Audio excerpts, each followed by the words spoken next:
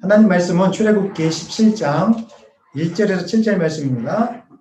출애굽기 17장 1절에서 7절입니다. 제가 가진 성경 구약 108쪽이겠습니다. 한 절씩 교독합니다. 이스라엘 자손의 온 회중이 여호와의 명령대로 신 광야에서 떠나 그 노종대로 행하여 르비딤의 장막을 쳤으나 백성이 마실 물이 없는지라. 백성이 모세와 다투어 이르되 우리에게 물을 주어 마시게 하라.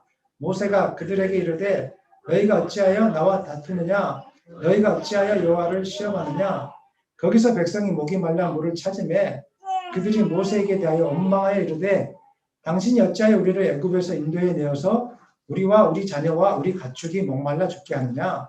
모세가 여호와께 부르짖어 이르되 내가 이 백성에게 어떻게 하리이까? 그들이 조금 있으면 내게 돌을 던지겠나이다. 여호와께서 모세에게 이르시되 백성 앞을 지나서 이스라엘 장로들을 데리고 나의 강을 치던 내 지팡이를 손에 잡고 가라. 내가 호렙산에 있는 그 반석이 거기서 내 앞에 서리니 너는 그 반석을 치라. 그것에서 물이 나오리니 백성이 마시리라.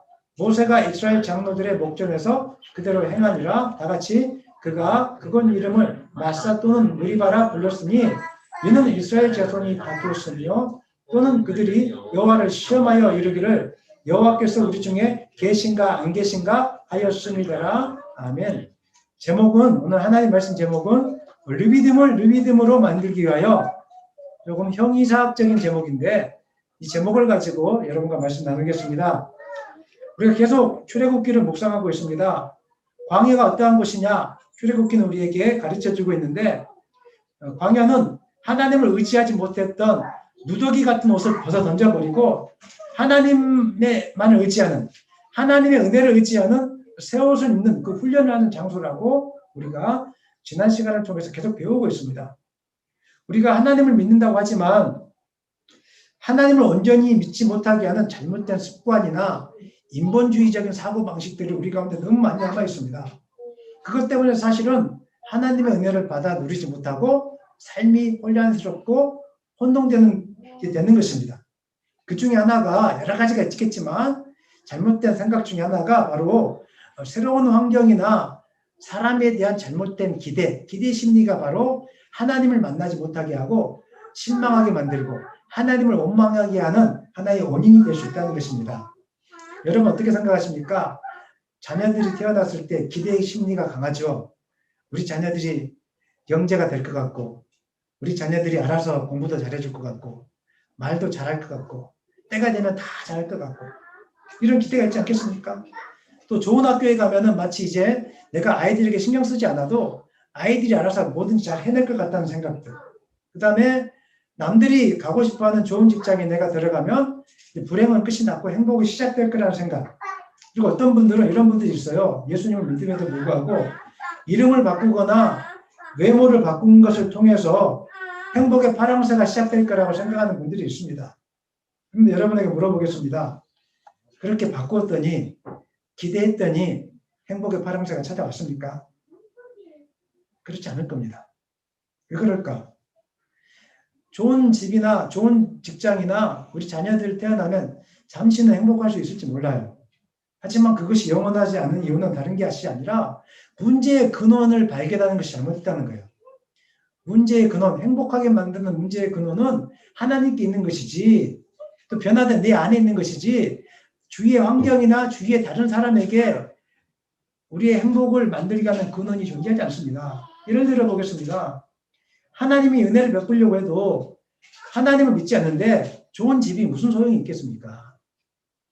하나님이 은혜 베풀게 하려고 두 분 아내와 남편을 만나겠는데 두 사람 마음이 변화받지 않아서 인격이 변화되지 않아서 날마다 싸우기만 한다면 그게 어떻게 하나님의 은혜가 그 가정 가운데 임하겠습니까? 아이들을 보면서 하나님의 축복의 통로인지를 알지도 못하고 아이들을 보면서 그냥 한탄해하고 아이들에 대한 과대한 기대를 가지고 있다면 내가 변화되지 않았는데 나는 변화되지 않고 나는 게으르고 나는 욕심이 충만한데 아이들에게 너는 그렇게 살지 마. 이것이 무슨 소용이 있겠느냐 이 말입니다. 내 안에 있는 근원이 변화되지 않는 상태에서는 외적인 것은 여러분에게 잠시 잠깐 동안 도움이 되는 것처럼 보일 뿐이지 아무 도움도 되지 않습니다. 오히려 여러분을 낙심하게 할 것입니다. 오히려 좋은 것들이 여러분을 실망 가운데 이끌게 될 것입니다. 이름을 바꾸고 외모를 바꾼다고 할지라도 오래가지 못한다는 뜻입니다. 물이 나오지 않는 곳에 샘을 파는 것은 헛고생입니다. 인간의 근원을 놓쳐버리고 행복을 구하는 것은 헛된 것입니다. 성경은 그것을 우리에게 말씀하고 있습니다. 그래서 하나님은 우리를 하나님 믿게 한 다음에 광야로 내보내서 많은 고생들을 통해서 다 쓸데없는 것임을 깨닫게 하시고 많은 고생들을 통해서 하나님께 소망을 두고 우리의 인격이 변화될 때 진정한 소망이 있다는 것을 우리에게로 하여금 가르쳐주는 것입니다. 출애굽기 17장에서 하나님은 이스라엘 백성들을 인도해서 이제 르비딤이라는 땅으로 인도하고 있음을 보게 되는데 우리 1절 말씀 읽겠습니다. 이스라엘 자손의 온 회중이 여호와의 명령대로 신광야에서 떠나 그 노종대를 향하여 르비딤의 장막을 쳤으나 백성이 마실 물이 없는지라. 오늘 말씀 보니까 르비딤 이런 장소에 도착했다고 하는데 르비딤의 지명의 이름은 이런 것입니다. 온기회복 혹은 쉬는 장소. 이런 지명을 갖게 된 이유가 아마 그 땅이 시원한 지리산 계곡물처럼 물이 풍부하게 흘러내려서 그 땅에 가면 쉴만한 물가와 같이 휴식을 취할 수 있기 때문에 아마 르비딤이라고 사람들이 붙여놨지 않았을까 이런 생각들을 해보게 됩니다. 르비딤에 간다고 했으니까 이스라엘 백성들은 얼마나 기뻐했을까요? 여러분 휴가철에 어디 가고 싶으세요? 시원한 계곡물 있는 그곳에 가고 싶지 않으세요? 저도 이번 주에 너무 더우니까 인터넷 클릭하면서 시원한 계곡물이 없나? 한번 뒤져보기 시작했는데 그곳에 가서 한 군데 발견했어요. 제가 나중에 가르쳐 드릴게요. 너무 시원해 보여서 막 거기 가면 행복이 막 쏟아질 것처럼 그런 곳이 있었어요. 이스라엘 백성들도 그랬을 거예요. 르비딤이구나. 가면 이제 수영도 할 수 있고 그동안 목욕도 못했는데 목욕도 할 수 있고 마음껏 물도 마실 수 있고 음식도 해먹을 수 있고 시원하게 발도 담그면서 이제 떼약볕을 비켜나가서 시원하게 안식도 할 수 있겠구나. 이런 생각을 가지고 아마 르비딤에 갔을지도 모릅니다. 르비딤은 그런 곳이었으니까. 그런데 이상하게 가뭄이 들었는지 르비딤에 말라서 물이 없던 거예요. 그래서 오늘 1절 말씀 보니까 백성이 마실 물이 없는지라. 여러분 어떻습니까? 기대가 크면 실망도 큰 법입니다. 사람마다 인생의 르비딤처럼 어떤 기대를 가지고 갔던 땅이 있을 것이고 기대를 가지고 만남을 가졌던 만남이 있을 것이고 기대를 가지고 만났던 어떤 교회들이 있을 거예요. 그런데 막상 가보니까 그 땅이 마실 물이 없는 마른 땅이었던 거예요. 인생에 그런 경험 많이 가지고 있지 않습니까? 우리 옛날 사람들은 몇십 년 전만 해도 미국에 가면은 마치 뭔가 이루어질 것처럼 그 땅은 마치 희망의 땅이라고. 요즘은 이제 많이 살아보니까 한국이 더 좋다 이렇게 이야기하고 있지 않습니까? 마치 우리는 가보지 않는 땅, 경험하지 못한 곳을 가면 좋을 거라고 생각해요. 애들은 한 번도 가져보지 못한 장난감을 가지면 행복이 막 시작될 것처럼 아빠 나 저거 사줘 막 하거든요. 그런데 막상 가져보면 아무것도 없어요. 이스라엘 백성들은 르비딤에 갔는데 문제가 뭐냐면 백성이 마실 물이 없었다는 거예요. 아이들이 방학이 되니까 놀 줄 알았어요. 아이들이 방학이 되니까 뭔가 좋은 것들을 할 줄 알았어요. 근데 막상 방학이 되었는데 좋은 것이 하나도 없는 거예요. 맨날 엄마는 공부하라 그러고 야단만 많이 맞아요. 그러니까 아이들의 상심이 더 큰 거예요. 아빠가 약속했잖아. 놀이공원 가기로. 애야 코로나인데 어떻게 갈 수 있겠느냐. 아니 가기로 했잖아. 아니 코로나라니까 안 된다니까. 다른 거 해줄게. 절대 안 된다고 싸우고 상심이 커가지고. 오늘 이스라엘 백성들이 지금 그런 상황입니다. 우리도 그럴 때가 있습니다. 좋은 직장에 들어갈 때, 결혼할 때, 자녀를 낳았을 때, 좋은 집을 가졌을 때, 새로운 자동차를 장만했을 때 그 환경이 나에게 새로운 축복을 줄 거라고 생각하면서 르비딤으로 가게 됩니다. 부푼 꿈과 기대를 가지고 그곳으로 나아가게 됩니다. 근데 막상 직장에 가보니까 그곳이 마실 물이 없는 곳이고 야단은 죽도록 맞고 되는 것은 하나도 없고 직장을 떠나가고 싶고 막상 결혼해서 가정을 꾸려보니까 내가 생각했던 결과가 너무 다른 거예요. 그 나를 사랑해서 나 아니면 안 된다고 했던 그 사람이 막상 결혼해보니까 나 없어도 살 수 없는 그 사람으로 변질되기 시작하는 거예요. 자녀를 낳아보니까 드라마에서는 자녀를 낳으면 행복의 나래가 시작되고 그냥 마치 뭔가 가정이 행복해질 줄 알았는데 자녀를 낳아보니까 그냥 낳는 날부터 하루 종일 잠 못 자고 몸은 다 아파하고 팔다리는 쑤시고 관절은 아파하고 막 이런 일들이 계속 시작되는 거예요. 좋은 집이나 좋은 자동차를 생기게 되면 좋을 줄 알았는데 그것도 마찬가지. 그래서 우리의 상심이 걷잡을 수 없어지는 거예요. 내가 기대했던 사람, 내가 기대했던 환경 속에서 그런 일들이 이루어지지 않았을 때, 마실물이 없이 말라버린 땅이 되었을 때 우리는 상심이 커서 우울증에 걸리고 상심이 커서 절망하게 되고 상심이 커서 그 다음에 무너지기 시작하는 것입니다. 그래서 하나님은 이스라엘 백성들에게 너희들 다 좋은데 여전히 사람에 대한 기대가 있구나. 환경에 대한 기대가 있구나. 이거 빨리 버려야 돼. 이거 버리지 않으면 영적으로 성숙하지 않아. 이거 버리지 않으면 이것 때문에 너가 병드는 거야. 자녀에 대한 기대, 물질에 대한 기대, 또 사람에 대한 기대 빨리 내려놔야 돼. 이거 내려놔야 살 수 있어. 이것을 훈련시키기 위해서 하나님은 기대의 땅 르비딤에 데리고 갔는데 언제 했냐면 가뭄이 들었을 때 데리고 간 거예요. 사랑하는 여러분, 나중에 나올 텐데 르비딤이 나중에 마사와 혹은 무리바로 변질되게 됩니다. 마사와 무리발이 뭐냐면 축복의 땅이 아니라 다툼의 땅, 싸움의 땅 조금 뒤에 나올 거예요. 무슨 말입니까? 여러분이 밟는 땅이 어떤 땅이냐가 중요한 게 아니라 여러분이 그곳에서 마음의 상태가 어떠느냐에 따라서 여러분이 있는 곳이 축복의 땅이 될 수 있고 다툼의 땅, 싸움의 땅이 될 수 있다는 것입니다. 사랑하는 여러분, 오늘 시간 제가 여러분에게 축복합니다.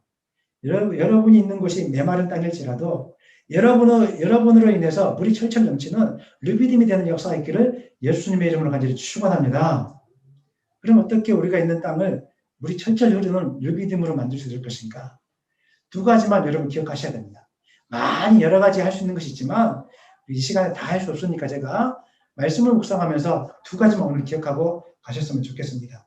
첫 번째, 르비딤을 하나님이 은혜 베푸신 땅으로 만들기 위해서는 하나님께 소망을 두어야 됩니다. 저를 따라 하시죠. 하나님께만 소망을 두라. 이 말씀은 사실은 출애굽기 처음부터 끝까지 계속 나오고 있어요. 출애굽기의 주제예요. 지난주에 만나와 메추라기 본문 말씀도 마찬가지였고 그 지난주에 마라의 쓴물 사건도 쓴물이 단물로 변했던 사건도 마찬가지였어요. 나에게만 소망을 둬. 조금만 기다려봐. 나에게 소망을 두고 조금만 기다리면 그 뒤에 쓴물이 단물로 변한다니까. 아니 12셈이 준비되어 있다니까. 배고프지만 조금만 참고 기다려봐. 그러면 내가 만나와 메추라기를 이미 준비하고 있었어. 그런데 나를 의지하지 못하니까 너희들이 원망하고 짜증내고 있는 거잖아. 이것까지 훈련했어요. 근데 실패했어요. 또 한 가지 훈련할 게 있어. 너 사람들 기대 너무 많다. 너 자녀들의 기대가 너무 많아. 뭐 직장에 대한 기대, 미래에 대한 환상 너무 많아. 이거 내려놓지 못하면 너 절망 속에 빠질 수 있어. 지금 빨리 내려놔야 돼. 이거 내려놓지 않으면 너 힘들어. 빨리 좀 내려놔. 이래서 하나님이 르비딤으로 끌고 가는 거예요. 그런데 르비딤에 도착하자마자 본성이 드러났죠. 아직 훈련이 안 됐기 때문에 2절 말씀 읽겠습니다. 백성이 모세와 다투어 이르되 우리에게 물을 주어 마시게 하라. 모세가 그들에게 이르되 너희가 어찌하여 나와 다투느냐? 너희가 어찌하여 여호와를 시험하느냐? 지금 이전의 상황과 너무 달라요. 이전의 상황은 원망했어요. 모세를 향하여. 조금 원망하는 정도였어요. 애굽으로 다시 돌아가게 해달라 이 정도였어요. 근데 지금 그 정도가 아니에요. 이번에는 돌을 들어서 모세를 죽이려고 해요. 백성들이 못돼도 이렇게 못되게 될 수 있습니까? 4절 말씀을 읽어보겠습니다. 모세가 여호와께 부르짖어 이르되 내가 이 백성에게 어떻게 하리까? 그들이 조금 있으면 내게 돌을 던지겠나이다. 상심이 너무 심각해졌던 거예요. 아까 조금 전에 말씀드렸죠? 왜 상심이 커졌어요? 기대가 많으니까 실망이 커졌다는 거예요. 광야에 대한 기대를 하지 않고 나갔을 때는 원망하는 정도였어요. 그런데 이제는 르비딤이라는 기대의 땅으로 갔는데 아무것도 없으니까 똑같으니까 이제는 더 절망적으로 가서 이제 모세를 죽이려고까지 이렇게 나쁘게 변질되는 것입니다. 그리고 이스라엘 백성들은 아직도 하나님이 자신들과 함께하고 있다는 이 사실을 아직도 모르고 있어요. 하나님은 오늘 본문 말씀에서 뭐라고 있어요? 르비딤까지 누가 인도하셨다고요? 하나님이 인도하셨잖아요. 믿으십니까? 아멘. 오늘 세종시까지 누가 인도하셨습니까? 하나님이라고 크게 대답해 보십시오. 세종시까지 누가 인도해 주셨습니까? 잘 되든지 못 되든지 하나님이 주신 거예요. 인도해 주신 거예요. 여러분 두 자녀, 세 자녀 누가 허락하신 거예요? 하나님이라고 대답해 보십시오. 누굽니까? 하나님이에요. 잘 되든지 못 되든지 하나님이 인도하신 거예요. 이것을 기억할 수 있다면 하나님이 책임진다는 것을 여러분 믿으실 거예요. 아멘입니까? 믿어야지 말라 빠질지라도 감사함으로 나갈 수 있어요. 그런데 못 믿는 거예요. 이곳까지 인도하셨는데 무슨 뜻이 있겠지? 보세요. 우리 함께 한번 기도해 보십시다. 말라 있지만 지금까지 마라의 쓴물을 단물로 변하게 하셨습니까? 홍해를 건너게 하셨습니까? 하나님은 뭔가가 있을 거예요. 이곳까지 인도해 주셨는데 뭐가 있지 않겠어요? 우리 하나님을 찬양하고 엎드리십시다. 이렇게 했다면 축복을 많이 받았을 거예요. 근데 백성들은 조금 어려움이 찾아오니까 하나님이 함께 하심을 기억하지 못하고 또 잊어버린 거예요. 그냥 그 순간에 내면에 있는 이 인간의 나쁜 본성들이 올라와서 못 참고 인내하지 못하고 이제는 모세를 죽이려고까지 했다는 것입니다. 그래서 7절 말씀 읽겠습니다. 이 말씀에 걸려있는 오늘 본문의 7절입니다. 그가 그곳 이름을 마사 또는 무리바라 불렀으니 이는 이스라엘 자손이 다투었으며 또는 그들이 여호와를 시험하여 여기를 여호와께서 우리 중에 계신가 안 계신가 하였습니다라. 뭐라고 이야기합니까? 르비딤 땅이 마사 무리바 다툼의 땅, 싸움의 땅이 됐던 것은 여호와가 우리 중에 계신가 안 계신가 여전히 의심하고 있었다는 것입니다. 지금 여러분이 있는 땅이 마사나 무리바입니까? 아니면 르비딤, 휴식의 땅입니까? 여러분의 가정이 마사 무리바 싸움의 장소입니까? 아니면 안식의 장소입니까? 어떻습니까? 문제의 원인은 여러분이 하나님을 인정하면 이것 또한 하나님이 허락하신 거라고 인정하면 그 땅은 르비딤이 되는 것입니다. 그런데 그 순간 하나님이 이곳까지 인도했다는 것을 놓치고 내 인생은 왜 이 모양이야? 나의 운명은 왜 이래? 나는 왜 이런 가정 가운데 태어났어? 이렇게 하기 시작하면은 그 땅은 마사 땅이 되고 무리바 땅이 되는 것입니다. 환경은 똑같은데, 환경은 변함이 없는데 내 마음의 상태 때문에 내가 하나님이 계신가? 진짜로 계신가? 나의 인생을 진짜 인도해 주실까? 이 의심 때문에 축복의 땅이 절망의 땅으로 변질되게 되는 것입니다. 사랑하는 여러분, 인생이 우리가 원하는 것처럼 되는 것보다 원하지 않은 대로 될 때가 많습니다. 그럴 때 흥분하거나 분노하지 마시고 내가 잘못된 곳에 왔거나 이렇게 말씀하지 마시고 저를 한번 따라 하시죠. 이곳까지 인도하시는 분은 하나님이십니다. 이 사실을 고백했으면 좋겠습니다.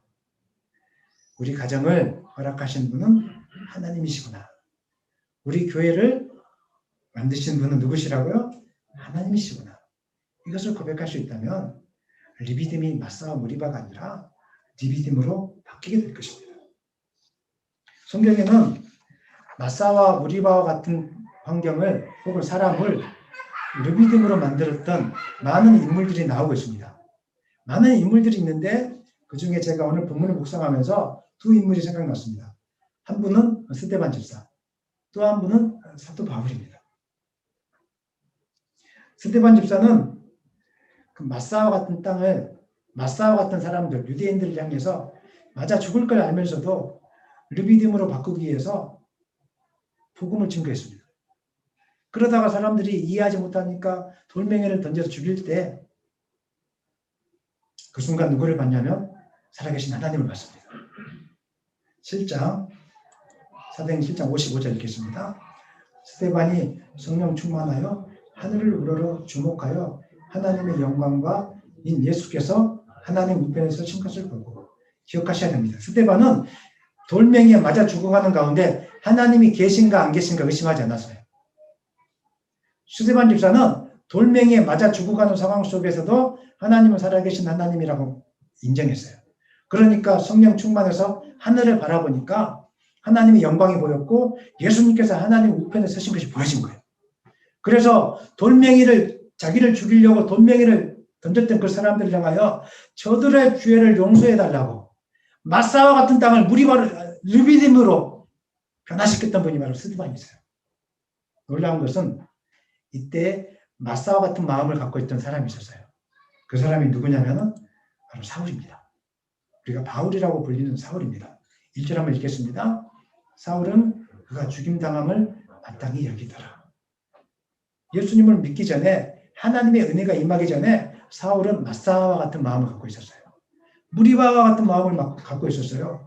늘 싸우려고 하고 잡아 죽이려고 하고 사람을 데려다가 감옥에 가두려고 하고 이런 사람이었어요. 스데반의 죽음을 보면서 그걸 지켜보고 있었던 거예요. 나중에 예수님의 은혜가 임하니까 바뀌게 됩니다. 그 땅이 리비딤으로 바뀌게 돼요. 하나님을 바라보는 마음으로 바뀌게 돼요. 그러면서 아마 스데반을 잊지 못했을 거예요. 그래서 나중에 스데반 집사처럼 복음을 향해 가다가 죽음조차도 아까워하지 않는 그런 인물로 바뀌게 되었다는 것입니다. 사랑하는 여러분, 하나님을 향한 기도와 소망을 놓치지 않기를 소망합니다. 아무리 어려운 환경이 있을지라도 나의 길을 인도하시는 분은 하나님이십니다. 나를 이곳까지 인도하시는 분은 하나님이십니다. 나의 소망은 하나님께 있습니다. 나는 오늘 굶어 죽을지라도 하나님께만 소망을 두겠습니다. 아멘입니까? 이렇게 고백할 수 있다면 여러분, 마사와 무리와 같은 땅일지라도 리비딤으로 바꿀 수 있습니다. 시편 121편 우리 믿음의 고백을 한번 같이 고백했으면 좋겠습니다. 시작. 여호와는 너를 지키시는 이시라. 여호와께서 내 오른쪽에서 내 그늘이 되시나니 낮의 해가 너를 상하게 하지 아니하며 밤의 달도 너를 해치지 아니하리로다. 여호와께서 너를 지켜 모든 환난을 면하게 하시며 또 내 영혼을 지키시리로다. 아멘.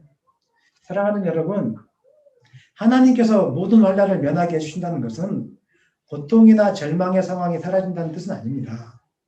예수님을 믿으면 세상 사람이었다면 겪지 않아도 될 고난이나 어려움을 더 많이 당하게 되어 있습니다. 그래서 나를 믿는 자는 고난도 함께 받아야 될 것이냐 성경은 우리에게 말씀하고 있습니다. 그런데 무슨 차이입니까? 고난과 고통의 시간이 면제된다는 것이 아니라 오히려 전능하신 하나님의 손길을 통해서 그 가운데 하나님의 살아계심을 경험하게 되고 하나님의 살아계심을 나타나게 되고 하나님에 대한 확신을 갖게 되고 하나님의 보호하심과 인도하심을 더 많이 경험한다는 뜻입니다. 그러므로 내 뜻대로 내가 기대했던 것만큼 모든 삶이 이루어지지 않을 때 항상 기억해야 될 것. 하나님은 나와 함께 계신다. 하나님은 나의 길을 인도해 주신다. 이 사실을 고백하고 선포할 수 있다면 아무리 어려운 마사와 무리바와 같은 땅일지라도 르비딤으로 변화시키는 그런 은혜가 여러분 가운데 임하게 될 줄 믿습니다. 다시 한번 따라 하시죠. 나를 이곳까지 인도하신 분은 하나님이십니다. 하나님께만 소망을 두겠습니다. 아멘입니까? 두 번째, 우리가 리비딤으로 만들기 위해서 기억해야 될 것이 있다면 하나님 앞에서 우리가 가능성이 없는 존재라는 사실을 잘 묵상해야 됩니다. 한 번 더 따라 하시죠. 나는 가능성이 없는 존재다. 이걸 기억해야 됩니다. 만약에 르비딤에서 이스라엘 백성들이 물이 말라있는 것을 봤을 때 원망할 것이 아니라 우리는 가능성이 없는 존재였는데 하나님이 지금까지 인도해 주셨잖아. 이 목사는 가능성이 없는 존재였는데 세종시에 보내주셔서 교회를 세우게 해주셨잖아. 이걸 기억할 수 있었다면 지금 어려운 상황이 있을지라도 걱정하지 마. 하나님이 인도해 주실 거야. 제가 여러분에게 자꾸 이야기하지 않습니까? 여러분 나를 보시라고. 아무것도 없었고 아무것도 가진 게 없었는데 하나님 말씀을 붙들고 은혜 받을 만한 가치도 없는 사람인데 하나님 말씀만 붙들고 엎드렸더니 그래서 지금 5년차 접어들었더니 고통 속에서 하나님을 인정했더니 지금도 나를 자랑하지 않고 하나님만을 자랑하고 나아갔더니 하나님이 이 땅을 르비딤으로 바꾸고 있다는 것을 제가 여러분에게 자주 이렇게 간증하고 있지 않습니까? 사랑하는 여러분, 저는 여러분들이 어떤 상황이 주어질 때 이렇게 생각하지 않았으면 좋겠습니다. 나는 돈을 많이 벌 만한 가치가 있는 존재인데 나는 뭔가 많이 누릴 수 있는 존재인데 저는 이렇게 생각하지 않았으면 좋겠어요. 나는 이만한 가치도 누릴 수 없는 존재인데 하나님이 나에게 이만한 복을 주셨어. 아멘입니까? 나는 정말 많은 고난을 당해도 그냥 싼 존재인데 하나님이 나를 이만큼 인도해 주셨어. 이렇게 고백할 수 있다면 지금 여러분 있는 땅이 절망의 땅이 아니라 소망의 땅이 되게 될 거라고 저는 믿습니다. 마음을 바꾸면 되는 것입니다. 우울증을 치료하는 기법 중에도 하나가 마음을 긍정적으로 바꾸는 연습을 하는 거라고 기록되어 있습니다. 제가 1000페이지에 가까운 우울증 책을 요즘 공부하고 있는데 거기에 나와 있어요. 치료법 중에 하나가 늘 우리는 부정적인 마음이 올라오기 때문에 이걸 내버려 두면은 부정적인 마음을 내버려 두면 하루에 수십 번 부정적인 마음이 올라온대요. 이걸 내버려 두면 이제 우울증으로 벽뛰게 되니까 이 우울증을 치료하는 법 중에 하나가 마음을 긍정적으로 바꾸고 나쁜 생각하지 않고 좋은 생각을 자꾸 하게 만드는 훈련을 시킨다는 거예요. 우리 믿는 사람들은 어떤 훈련을 해야 되겠습니까?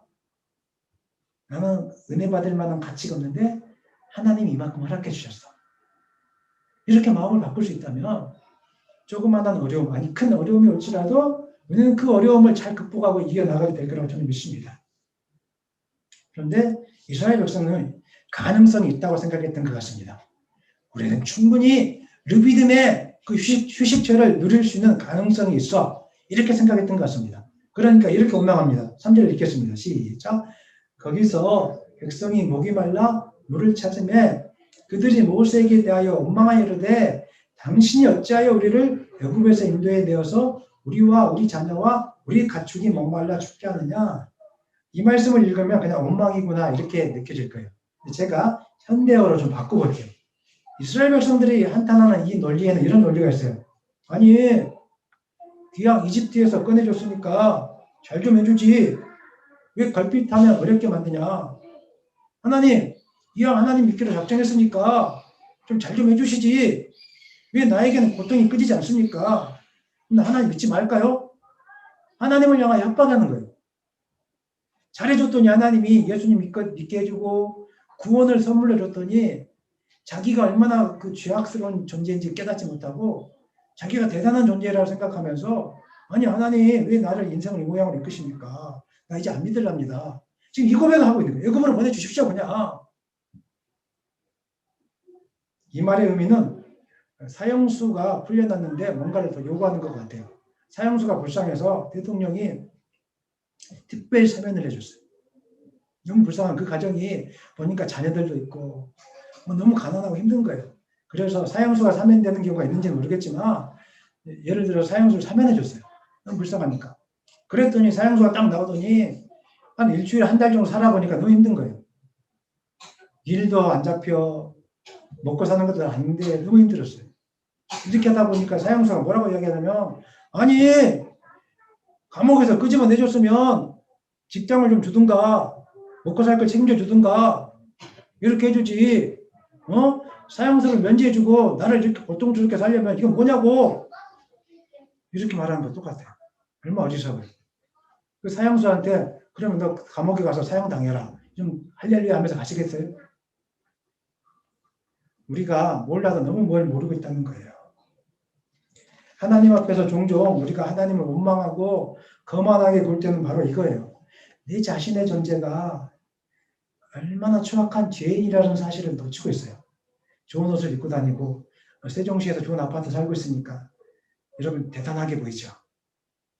제가 양복을 입고 있고 좋은 교회 다니면서 예배하고 있으니까 제가 대단한 것처럼 착각할 때가 많이 있어요.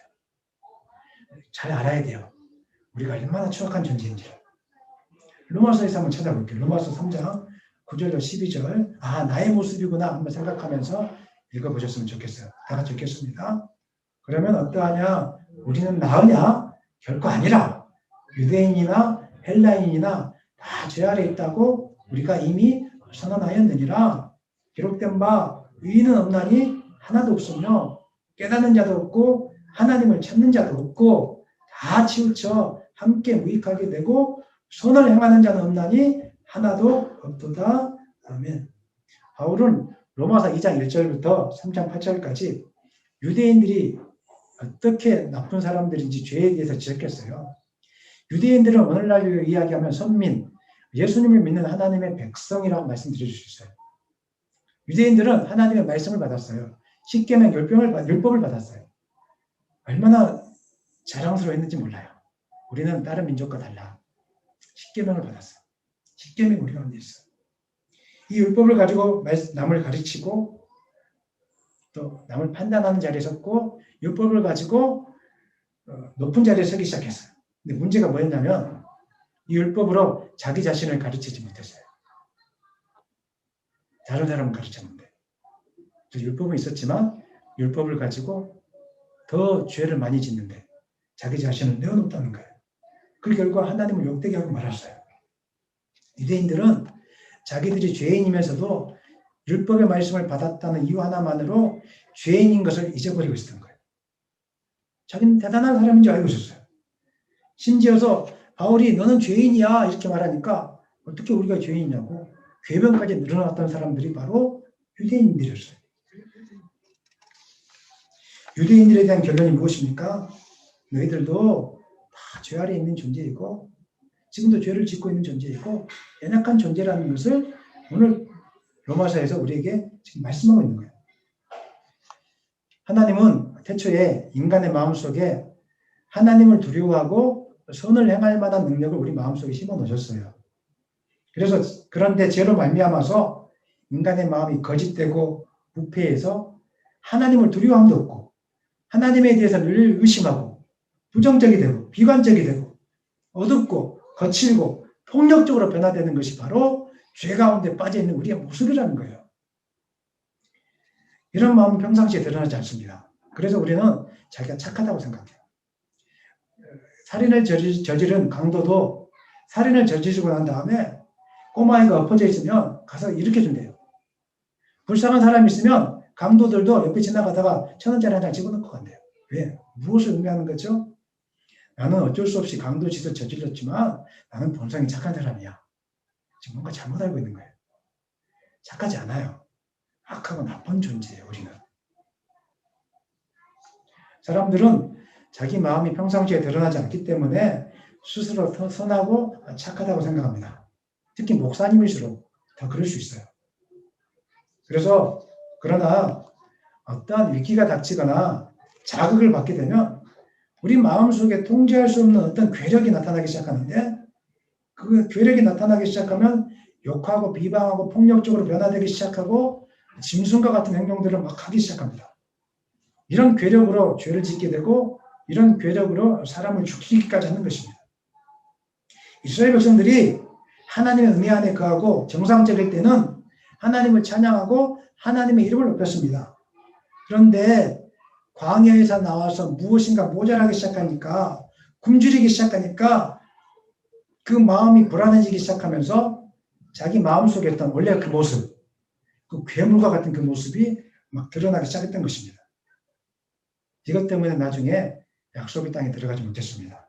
사랑하는 여러분, 르비딤으로 만들기 위해서 중요한 것은 우리 가운데 이런 괴수 같은 모습이 있다는 것을 인정하는 것이 되게 중요합니다. 아, 난 착하구나.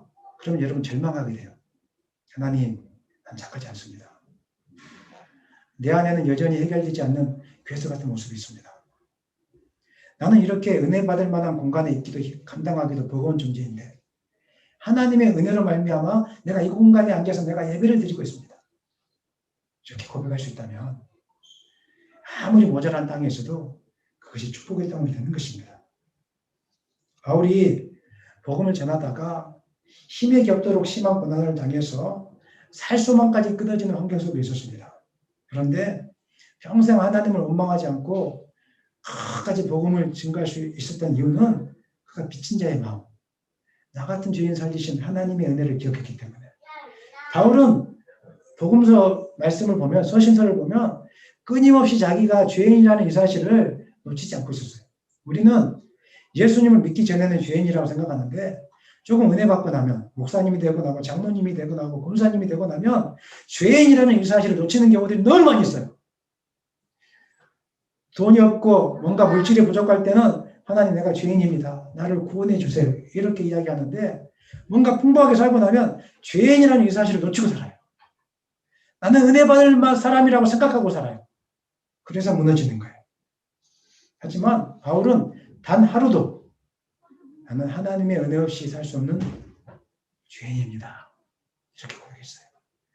디모데전서 1장 12절로 15절 다 같이 읽겠습니다. 나를 능하게 하신 그리스도 예수 우리 주께 내가 감사함은 나를 충성되이 여겨 내게 직분을 맡기시니 내가 전에는 비방자요 악해자요 폭행자였으나 도리어 긍휼을 입은 것은 내가 믿지 아니할 때에 알지 못하고 행하였습니다. 우리 주의 은혜가 그리스도 예수 안에 있는 믿음과 사랑과 함께 넘치도록 풍성하였도다. 미쁘다 모든 사람이 받을 만한 이 말이여 그리스도 예수께서 죄인을 구원하시려고 세상에 임하셨다 하였도다. 죄인 중에 내가 괴순이라. 아멘. 바울은 깨달은 평생 동안 이 마음을 품었어요. 내가 예수님을 믿기 전에 예수님 믿는 사람들을 감옥에 가두고 잡아 죽였던 비방자고 박해자고 폭행자였구나. 우리말로 이야기하면 내 안에는 여전히 개수 같은 마음이 있구나. 그런데 하나님의 은혜로 말미암아 내가 복음을 전하는 사도가 되었구나. 내가 지금도 복음을 통해서 많은 사람을 살리고 있고 많은 영혼을 구원하고 있지만 이건 내 의지와 내 노력이 없이 하나님의 은혜로 된 것이지 내가 착하기 때문에 그렇게 된 게 아니구나. 이걸 깨닫고 이 죄진자의 심정을 끝까지 놓치지 않았다는 거예요.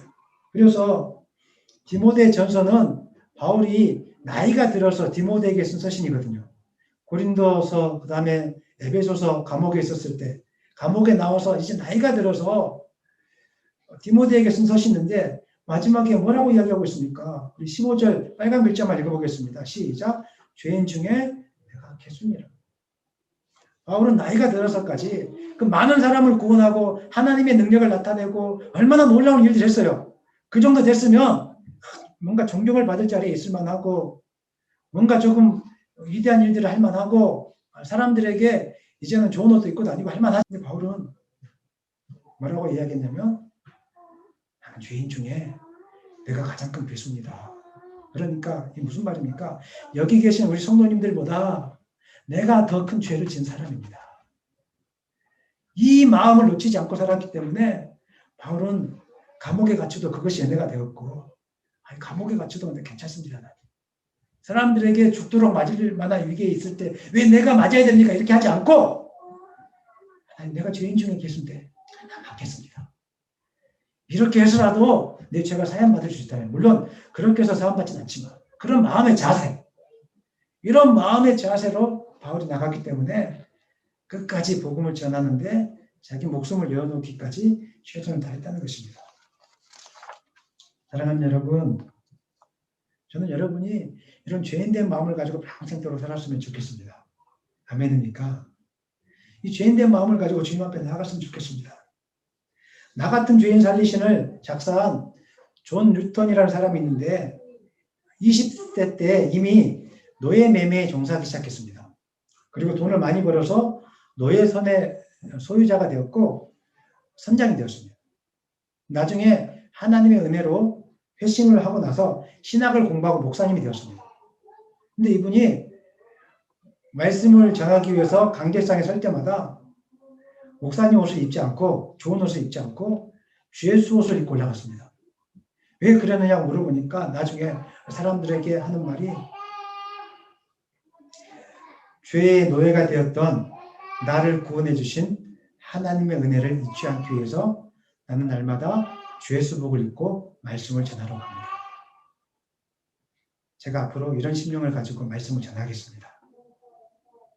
나는 이 자리에 설 가능성도 없고 자격도 없는데 나는 그런 죄인인데 개수 중에 개수인데 내가 하나님의 은혜로 말씀을 전하는 사람이 되었습니다.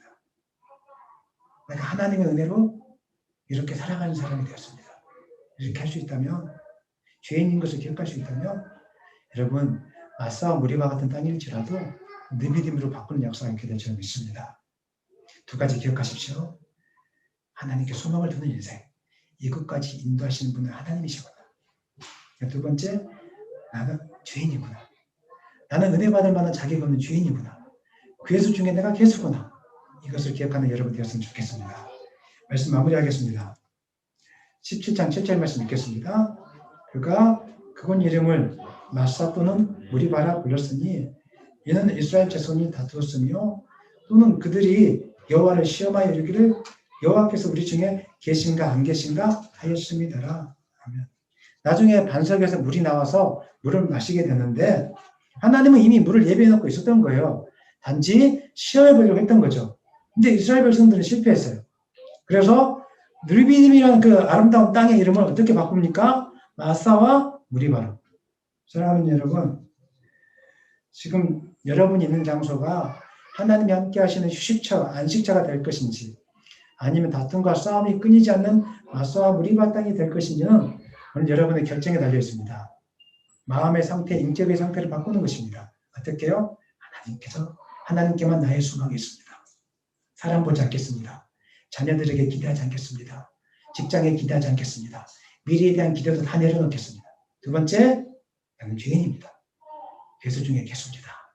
은혜 받을 자격이 없습니다. 감옥과 같은 환경에서도 나는 괜찮습니다. 이 사실을 기억함으로 정말 마사와 같은 땅을 르비딤으로 변화시킨 여러분 되시기를 예수님의 이름으로 간절히 축원합니다. 아멘.